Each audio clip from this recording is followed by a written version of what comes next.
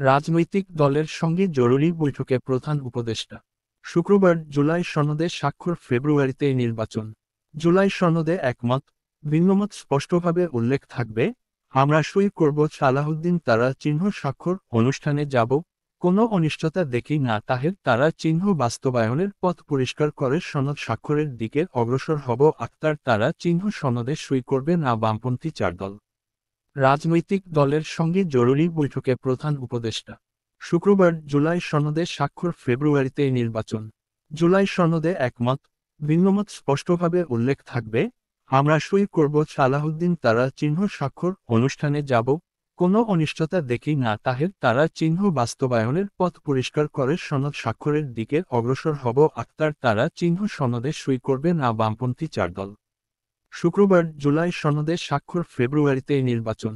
প্রধান উপদেষ্টা অধ্যাপক মুহাম্মদ ইউনূস আগামী ফেব্রুয়ারিতে জাতীয় নির্বাচন হবে বলে উল্লেখ করেছেন প্রধান উপদেষ্টা অধ্যাপক মুহাম্মদ ইউনূস। তিনি বলেন, ফেব্রুয়ারি মাসে নির্বাচন হবেই।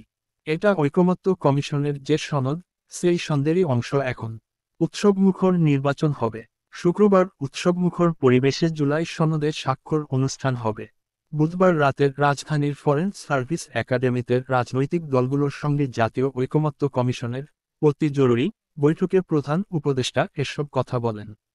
জুলাই জাতীয় সনদ স্বাক্ষর নিয়ে সৃষ্ট অনিশ্চয়তার মধ্যে রাজনৈতিক দলগুলোর সঙ্গে অতি জরুরি বৈঠক হয়। অন্তর্বর্তী সরকারের প্রধান উপদেষ্টা অধ্যাপক মুহাম্মদ ইউনূসের নেতৃত্বে সন্ধ্যা 6টার পর 1 ঘণ্টারও বেশি সময় ধরে বৈঠক হয়। এতে অংশ নেন বিএনপি, জামায়াতে ইসলামী, জাতীয় নাগরিক পার্টি, এনসিপি, ইসলামী আন্দোলন বাংলাদেশ, বাংলাদেশের কমিউনিস্ট পার্টি, সিপিবি, গণসংহতি আন্দোলন, জেএসডি, রব, বিপ্লবী ওয়ার্কার্স পার্টি, নাগরিক ঐক্য, গণ অধিকার পরিষদ, এবি পার্টি সহ বিভিন্ন রাজনৈতিক দলের নেতারা।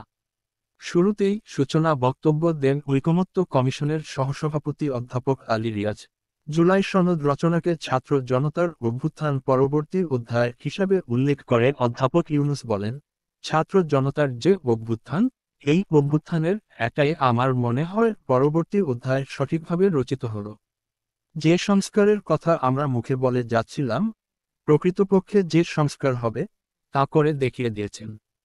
কাজেই এই জুলাই সনদ স্বাক্ষর অনুষ্ঠানে সারা জাতি বড় রকমের উৎসবের মধ্যে শরিক হবে।